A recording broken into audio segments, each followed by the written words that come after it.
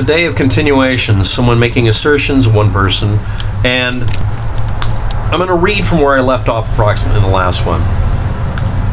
I think the movie Mirage Men was based around the story. I always wondered why Bob Lazar wasn't prosecuted. He clearly had knowledge in physics with linear particle accelerator and Lazar-Wakefield particle colliders and such, but still question if his story was disinfo mixed with bits of real.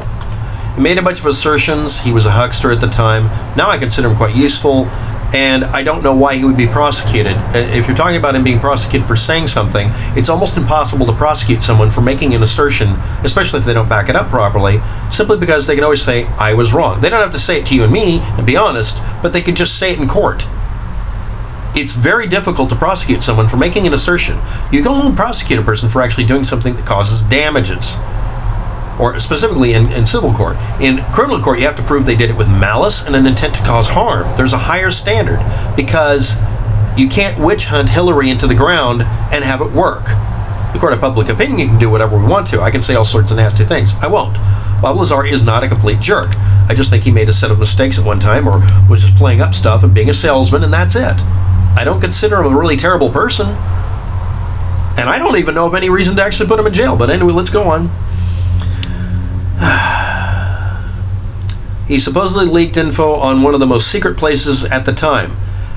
If you leak information but you are not considered credible, it is not in the best interest of them to prosecute you because that adds credibility. That's why they don't do it normally. However, if you gave out specific information that made it very dangerous for them or could cause real harm or a violation of their need for secrecy, as opposed to moving the base, which they would just do if they had to, then we'll try to shut you up. And what they'll do is say, look, we're going to let you in to look at what we're doing. Which may have been what happened. Did anybody think of maybe him, touching on it, and then he comes out, okay, I'll tell everybody a bunch of crazy stories. What did he say before the story about being there? You might want to look at that. Maybe that was true. I don't know. But this is so muddled, you start over. Even took friends to witness test flights at night. Yeah, they were airplanes and other equipment. And went on to build a business and live his life. Yes, because he was not a threat. That's either on purpose or by accident. All I see today is Q said, Q predicted, Q. I'm not buying it. Thank you. I started the Q meme. That's my claim and I'm sticking to it because it's impossible for me to prove, because by nature, if you were to create a Q character, you'd make it to where it can't be traced back to you. See how convenient it is to have a non-corroboratable source? So people love it. Next, we're going to do the rest of this, and I'm trying to find the documentary about Bennewitz and Doty I watched. I think it was on Vimeo, not YouTube. If I find it, I'll link it. And I think I found it, and I'll try to include the link to it for this and the previous video too. I can't say who made it and all that. I'll find it again. Yes, it was pretty much just saying what such and such used to do, blah, blah, blah, yada, yada. Same story we read. The thumbnail was a pic of Paul Bennewitz with a blue background and was about an hour long. Yeah, I think I found it. I'll include the link below. It might be useful.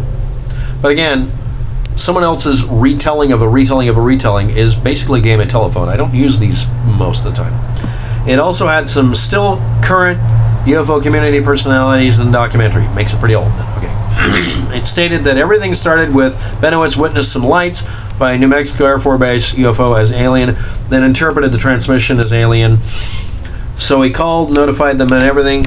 They came and checked his house and all that, but then they met Doty. It was a real documentary, but I don't think Doty was self-proclaimed. Documentary, I know he was, must have been. I don't know. It seemed like the government gave him a fake name and blah, blah, blah. I'll look for the documentary link. Either way, my point is, all this Q nonsense. People are thinking JFK Jr. is alive. Come on. It's a fraud. The guy playing Vincent Fusca at REALRaNo was actually a left-leaning guy named RayParrishAZ from Arizona. When he got exposed and started frantically deleting old tweets, then deleted his Twitter. It's actually on video, his old tweets being deleted. They still think it's JFK Jr. When there's a video, picture proof, he changed his Twitter handle from RayParrishAZ to RealRaNo, aka Vincent Fusca, aka JFK Jr. Did anybody archive this? Because I'll do a video entirely about that. Sounds like fun.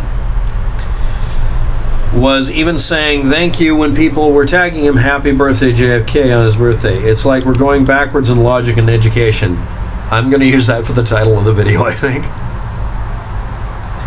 Since QAnon and Q Army needs to be spoon-fed information, here's the screenshots of the real nation being exposed by the fraud he was. Ray Parish Green Party candidate is masquerading as Vincent Fusca and selling you hats and t-shirts.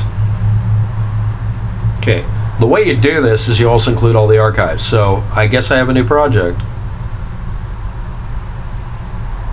I can't do the Grinch thing. It doesn't, I don't. You're a mean one, Mr. Anon. Thanks for watching. Have a good day. Good luck with that. And this is the tail end of the previous video.